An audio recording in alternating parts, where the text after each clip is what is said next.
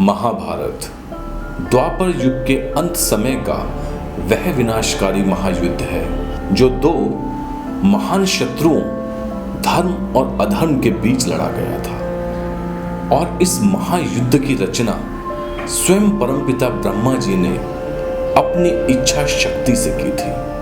परमपिता ब्रह्मा जी ने ऐसा किस लिए किया था और किस प्रकार किया था, महर्षि श्री वेद व्यास जी ने भगवान श्री गणेश जी के सहयोग से अपने महाभारत नामक ग्रंथ में इसका पूरा उल्लेख किया है।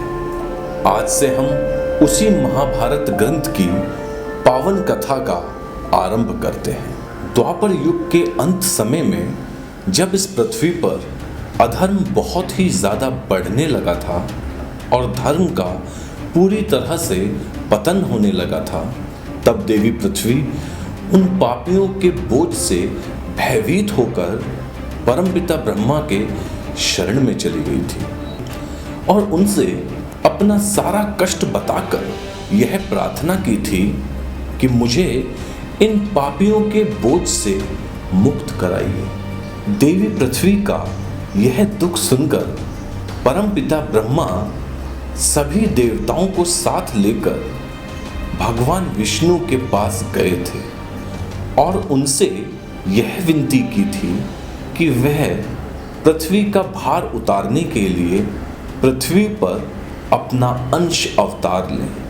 जब भगवान विष्णु ने परमपिता ब्रह्मा की यह विनती स्वीकार कर ली थी, तब ब्रह्मा जी ने सभी देवताओं, गंधर्वों और अप्सराओं से भी यह कहा था कि तुम सभी भी पृथ्वी का भार उतारने के लिए अपने अंशों से पृथ्वी पर अवतार लो अथवा अपने पुत्रों को उत्पन्न करो। परम पिता ब्रह्मा जी के इस आदेश से कुछ देवताओं ने पृथ्वी पर अपना अंश अवतार लिया था अथवा कुछ देवताओं ने अपने पुत्रों को उत्पन्न किया था। जैसे कि ध्यो नामक वसु ने पितामह भीष्म के रूप में जन्म लिया था। बृहस्पति देव के अंश से द्रोणाचार्य उत्पन्न हुए थे। द्वापर युग के अंश से शकुनी का जन्म हुआ था। कलयुग के अंश से दुर्योधन का जन्म हुआ था। इसी प्रकार देवी कुंती के गर्भ से सूर्य देव ने कर्ण को, धर्मदेव ने युधिष्ठिर को, वायुदेव ने भीम को तथा देवराज इंद्र ने अर्जुन को अपने पुत्र के रूप में उत्पन्न किया था।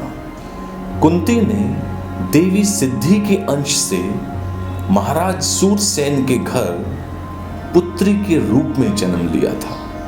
तब उनका नाम प्रथा था, परंतु राजा सूरसेन ने अपनी उस पुत्री प्रथा को अपनी बुआ के संतानहीन पुत्र राजा कुंती भोज को दे दिया था।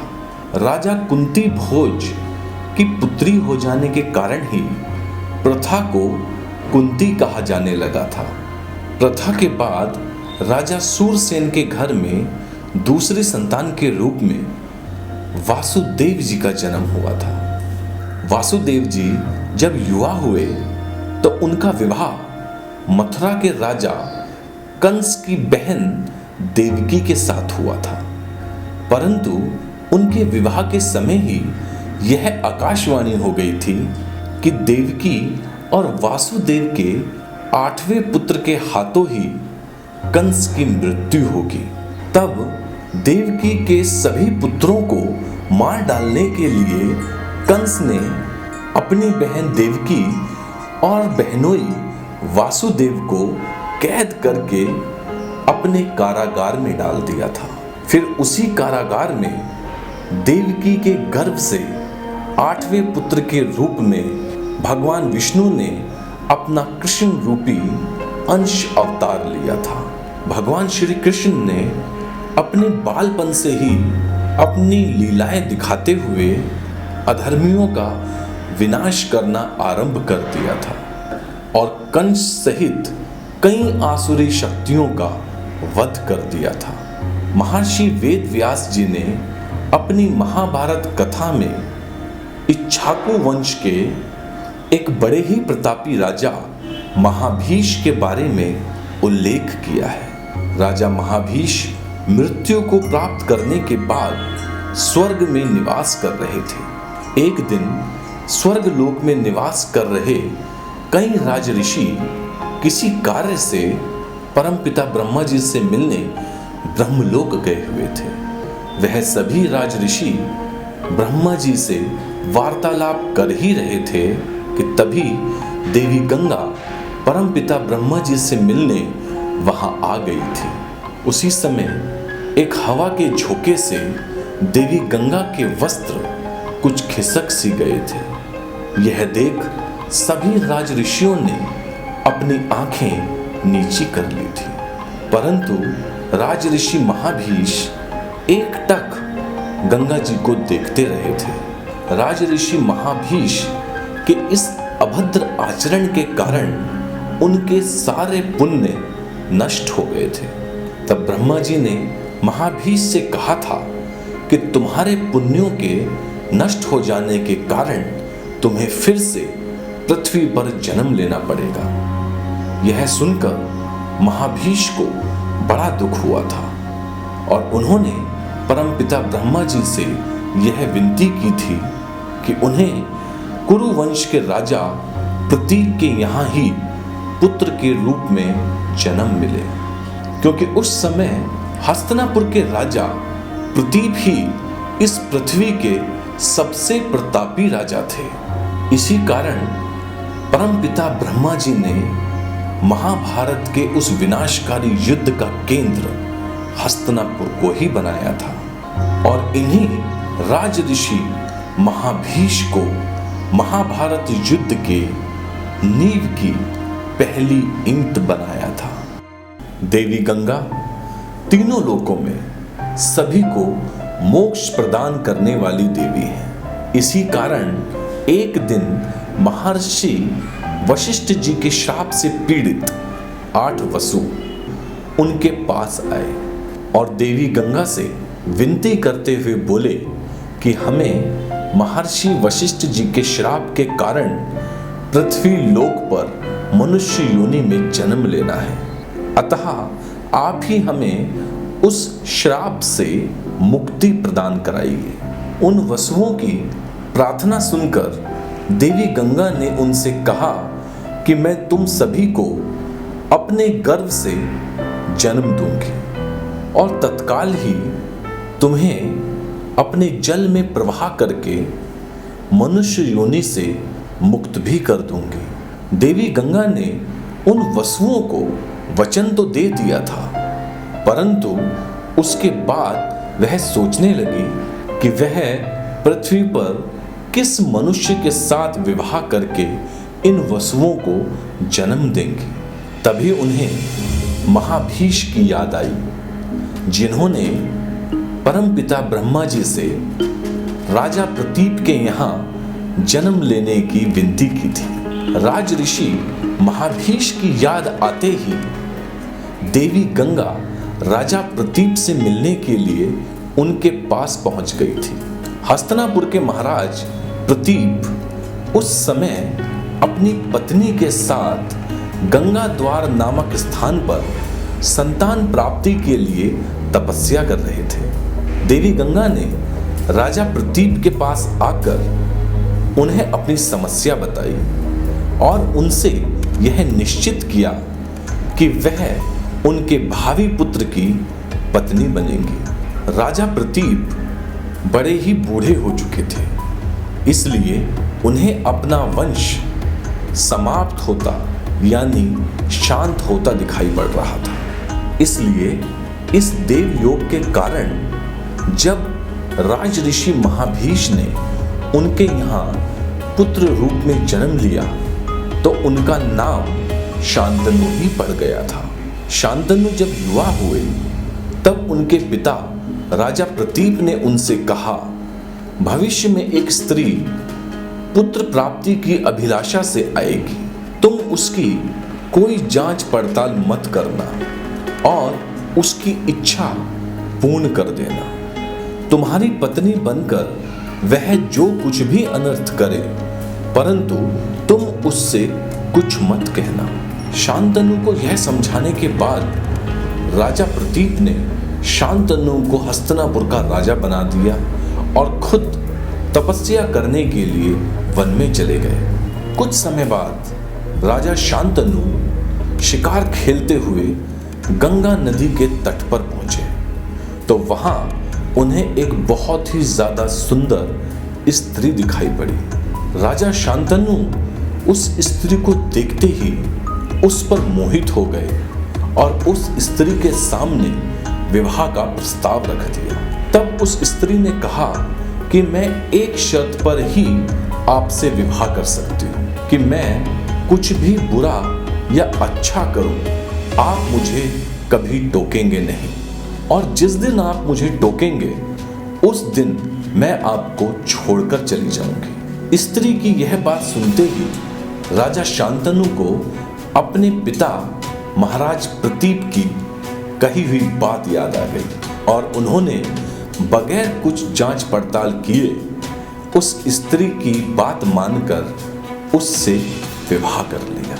इस प्रकार देवी गंगा राजा शांतनु की पत्नी बनकर हस्तिनापुर चली आई थी। राजा शांतनु की पत्नी बनने के बाद देवी गंगा ने एक एक कर 7 पुत्रों को जन्म दिया, परंतु देवी गंगा अपने उन पुत्रों को पैदा होते ही अपने जल में बहा देती थी। राजा शांतनु को बहुत दुख होता था, परंतु वह इस भय से कुछ नहीं बोलते थे कि कहीं देवी गंगा उन्हें छोड़कर चली न जाए।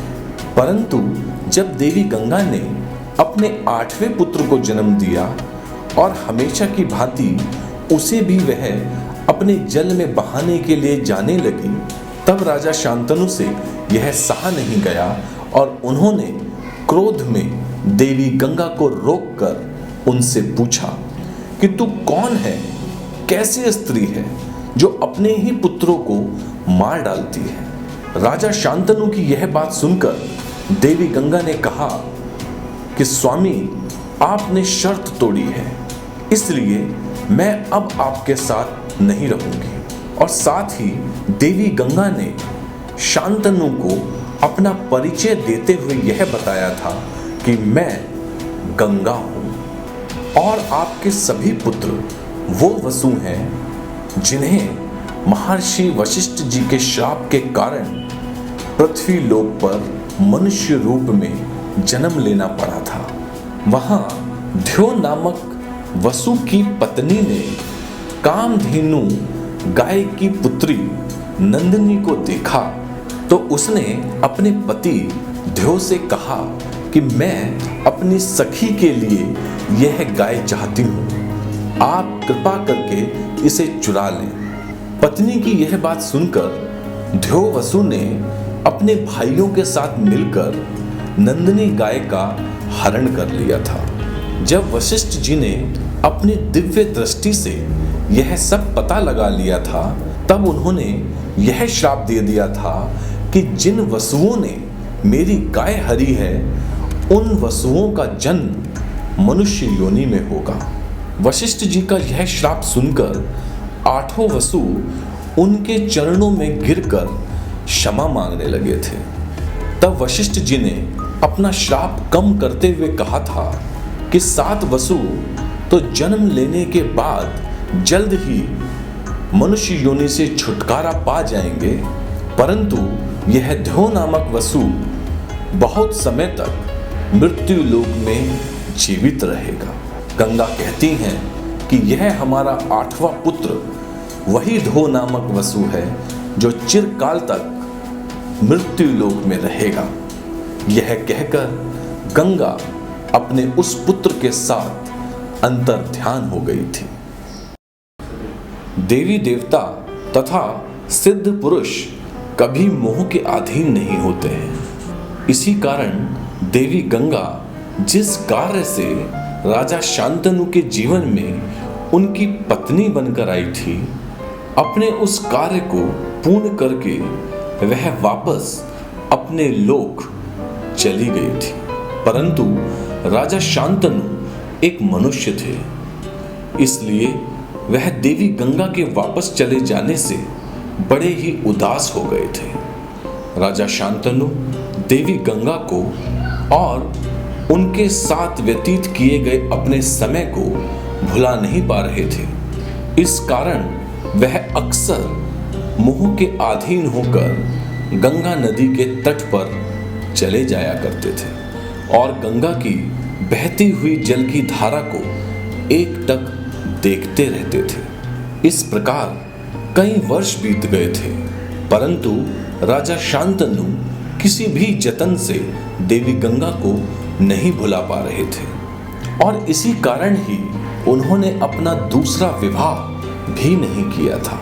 राजा शांतनु की इस अवस्था को देखकर राज्य की प्रजा तथा सारे मंत्री यही सोचने लगे थे कि राजा शांतनु के बाद इस कुरु वंश का दीपक शायद सदा के लिए बुझ जाएगा। राजा शांतनु सदा की भांति एक बार फिर गंगा नदी के तट पर विचरण करने आए तो वह यह देखकर चकित रह गए थे कि गंगा नदी में पानी ही नहीं है। सूखी हुई गंगा नदी को देख राजा शांतनु मन ही मन बड़े व्याकुल हो गए और फिर इस कारण का पता करने के लिए वह नदी के किनारे किनारे उसके बहाव की विपरीत दिशा में आगे बढ़ने लगे।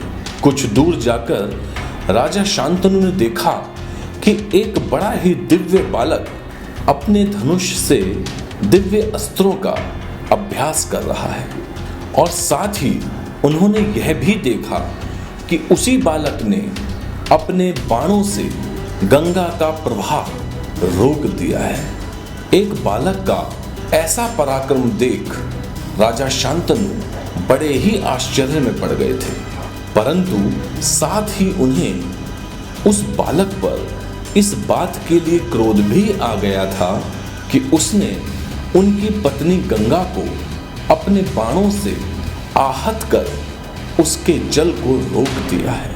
इसलिए वह क्रोध में उस बालक की तरफ चल पड़े थे, परंतु राजा शांतनु के उस बालक तक पहुंचने से पहले ही वह बालक अंतर्ध्यान हो गया था और गंगा के जल की धारा पुनः अपने वेग से बहना आरंभ हो गई थी। यह सब देखकर राजा शांतनु के मन में यह संदेह उत्पन्न हो गया था, कहीं यह बालक वही तो नहीं था जो उनके और देवी गंगा के संयोग से उत्पन्न हुआ था। मन में इस प्रकार का संदेह उत्पन्न होने के बाद राजा शांतनु गंगा नदी के तट पर खड़े होकर देवी गंगा की स्तुति करने लगे और देवी गंगा से प्रार्थना करते हुए यह बोले कि यदि यह बालक वही है तो वह उससे मिलना चाहते हैं। देवी गंगा राजा शांतनु की उस स्तुति से प्रसन्न होकर मनुष्य रूप में उस बालक को साथ में लेकर राजा शांतनु के पास आ गई थी और राजा शांतनु के मन में उत्पन्न संदेह को समाप्त करते हुए बोली कि ये वही आपका 8वां पुत्र देवव्रत है जो मेरे गर्भ से जन्मा था। आपका यह पुत्र देवगुरु बृहस्पति तथा दैत्य गुरु शुक्राचार्य के समान ज्ञानी है तथा देवराज इंद्र के समान धनुर्धर है। आपका पुत्र देवव्रत उन सभी अस्त्रों और शस्त्रों का ज्ञाता है जिन अस्त्रों और शस्त्रों का ज्ञान भगवान परशुराम को है। अभी आप अपने इस पुत्र को स्वीकार कीजिए और इसे अपने साथ ले जाइए। इस प्रकार देवव्रत को उसके पिता राजा शांतनु को सौंपकर देवी गंगा पुनः अंतर्ध्यान हो गई थी। राजा शांतनु अपने उस पुत्र देवव्रत को पाकर बहुत खुश हो गए थे और उसे लेकर वापस हस्तिनापुर चले गए थे। इस प्रकार देवव्रत के आ जाने से हस्तिनापुर की प्रजा और मंत्री सभी बड़े प्रसन्न हो गए थे और साथ ही देवव्रत का साथ पाकर राजा शांतनु ने देवी गंगा के वियोग का मोह भी शीघ्र त्याग दिया था और प्रसन्नता पूर्वक अपने राज्य हस्तिनापुर का कार्यभार संभालने लगे थे। कुछ वर्ष व्यतीत होने के बाद राजा शांतनु ने अपने पुत्र देवव्रत को हस्तिनापुर का युवराज घोषित कर दिया था।